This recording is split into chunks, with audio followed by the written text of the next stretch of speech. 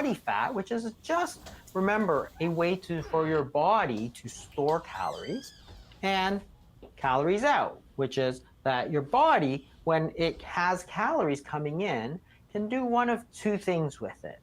It can store it, for example, as body fat, or it can burn it.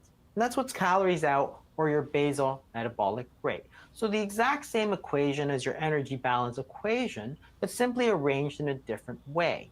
And what you can see from this is that when you eat, that is, calories are coming in, your body has a decision to make. Should it store this, or should it burn it? And how does it make that decision? So, what happens when you eat? When you're feeding, you're taking your calories in, and your body can burn it or it can store it. Well, suppose we eat from 8 a.m. to 8 p.m.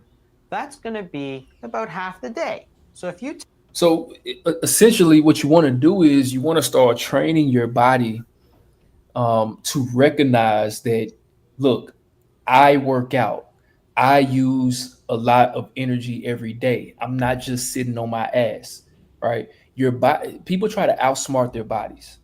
Our bodies are evolutionary machines that's been around for hundreds of thousands of years. The human race has been around 100,000 years, right? For example, if a person is sedentary, say they sit behind a desk all day at work, and then they come home and they just watch Netflix all night, and they don't do any type of exercise, right?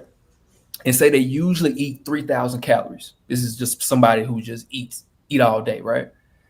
Say they go on a calorie deficit and they start eating 1,500 calories. Boom, that's going to be a shock to the system. The body is going to start utilizing that excess fat as energy, but eventually it's going to slow down. And the reason why it's going to slow down is because your body recognizes that you're not doing any type of activity. You just cut the amount of calories that you usually eat in half. So it really doesn't have no reason to burn off this excess fat. Basically, you're telling your body you're going into a famine. It's going to force you to get more tired. You're going to feel more tired. You're going to feel more lethargic. And usually when people go on a calorie deficit, they start feeling more tired anyway, right? But that's your body. That's your hormones. Ghrelin is the hormone that makes you want to eat more. It's a hormone called leptin that tells your body that you're satiated. That's what makes you be full, right? It's called a lifestyle change for a reason, and it's about to be beginning of the year again, right? It's October already. But so in January, what's going to happen is going to be a lot of people New Year's resolution, and they start a diet, and they're going to start working out. February 1st, what's going to happen? They're going to stop going to the gym. What's going to happen?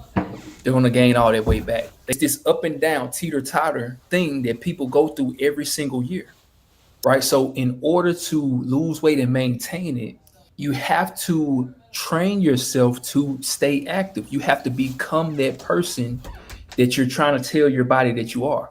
And we're going to talk about how to fix this as well, but take I want in to really 2,000 calories here, you're going to use about 1,000 calories here. The rest of that is going to go into storage. That's 1,000 calories.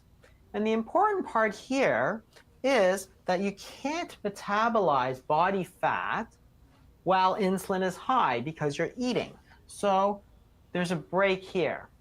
The calories go here, the calories go here. So what happens when you're not eating? insulin is another hormone. Most of the time when people talk about insulin, they're speaking about insulin in the terms in relation to diabetes, right? Sugar doesn't cause diabetes. Diabetes happens when your body can't utilize sugar. So when you eat food, your body breaks it down into simple sugars. The body gets flooded with insulin, okay? That insulin acts as a key to unlock the cell, and once that cell is unlocked, that sugar can go in that cell. It can give you energy because it goes to the mitochondria. The mitochondria is the powerhouse of the body, which gives you energy. This is one thing that causes diabetes. This is another thing I'm going to talk about too. But one thing that causes diabetes is when a person is constantly eating, constantly consuming. I talk about this phrase all the time. Constant consuming is dangerous. Every time you eat, every time you put something in your mouth, pause. Insulin spikes because it gets a signal that, hey, this food is about to get broken down into sugar. So let's raise insulin. Remember, insulin is the key to unlock the cell so sugar can go into the cell and give you energy. So the more insulin spikes, the less sensitive your body is to it. Insulin resistance happens first, then hyperglycemia, then pre-diabetes, and then diabetes, right? The other thing that causes diabetes is sugar plus fat. So think of a person going to McDonald's and they have this big ass nasty burger that they're eating that's super greasy, and the meat is super fatty. Then what they have on it, they have the cheese, which is super high in fat.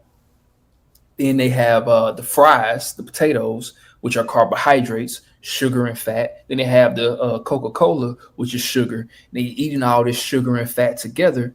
And what happens is the arteries are clogged so much where the sugar can't get inside the cells. Sugar and fat together. So what does that mean? You don't want to eat, if you're eating some avocado, you don't want to eat watermelon and avocado together, right? If you're eating potatoes, you don't want to eat some potatoes and some fat together. And that's how you avoid that, right?